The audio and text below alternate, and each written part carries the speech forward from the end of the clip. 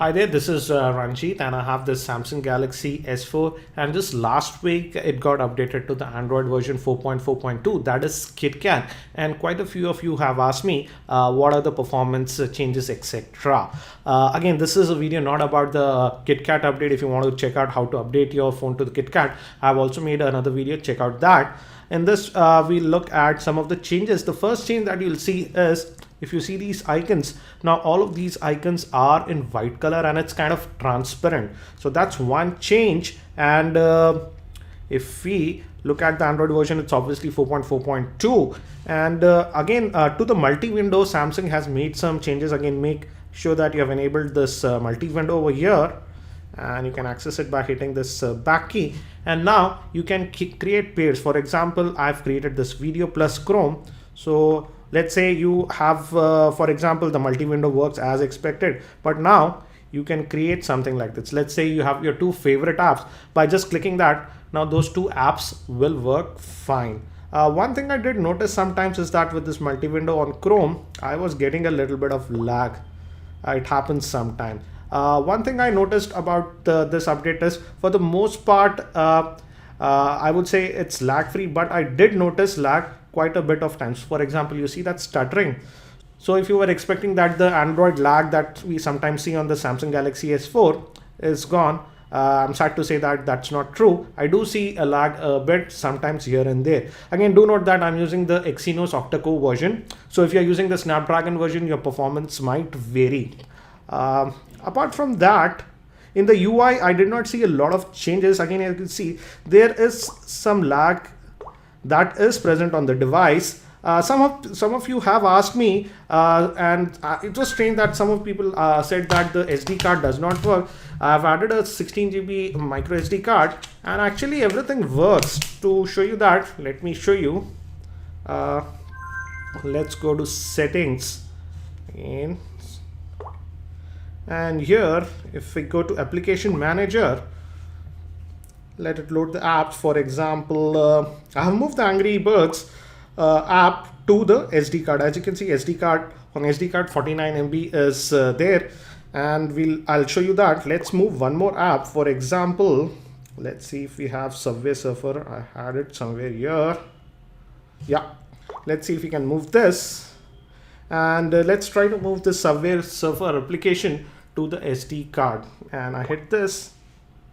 Do note that SD card is showing as 0 megabytes right now, and after moving, it should move part of the app. As now you can see 31 MB has been moved. So SD card is actually working fine, no issues. And now let's try to run the Subway Surfer. Part of the game is loaded on the SD card, and it is working. Regarding the heat generated, I noticed the same. Using heavily, the phone does tend to heat up at this portion. So that did not change. So this is Subway Surfer. And one thing surprising is that on Subway Surfer, notice closely, I'm noticing a little bit of lag here and there. Prior to this update, I did not notice lag on Subway Surfer, but with this 4.4 KitKat, surprisingly this is there. But on some of the higher end games, and I'll show you that also, I did not notice that lag. It's a very minute lag. If you're not very particular, you won't notice it, but I did notice it. And actually my daughter plays these games a lot, and she notified me about that little bit of lag here and there. So this is Subway Surfer. Let me get out of this one. And if you hit this home button, again this icon has changed. Prior to this it was X, now you have this trash can like. You can just hit this and it kills all the apps. So regarding performance, I would say overall the performance wise, it's very similar to the 4.3. I did not notice much change. It's very similar to that. Sometimes in the UI, I noticed that it is a little bit, smoother compared to 4.3. But again, as I told you, I do notice a little bit of lag here and there. Some people complained that heavy games, they were noticing a little bit of lag. So to test that, let's run this Asphalt 8. So we're going to play this Nevada level.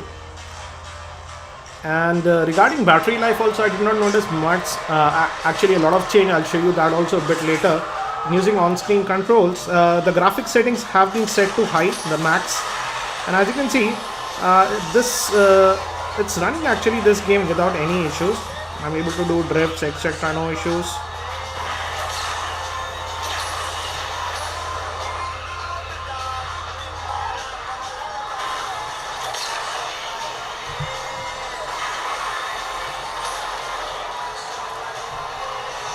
Oops, my bad.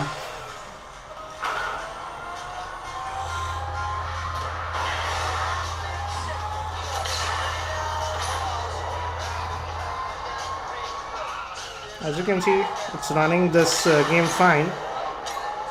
Oops. So regarding gaming, yes, it was strange that I noticed some lag on Subway Surfer, but it's not like every game is lagging. So in that respect, I would say it's performing decently.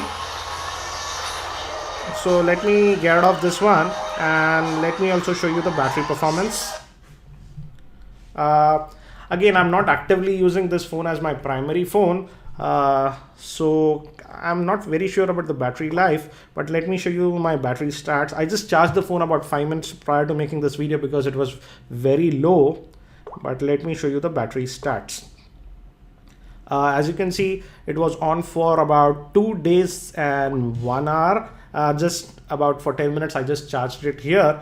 So overall standby time is decent, and on this on-screen time, again I told you I'm not actively using, is 2 hours 40 minutes, and I would say the battery life, but it's very comparable to the battery life that I was getting on the 4.3 update on the S4, that was Jelly Bean. So in terms of battery life, again I'm satisfied with the battery life of Galaxy S4, and that's same on this version also.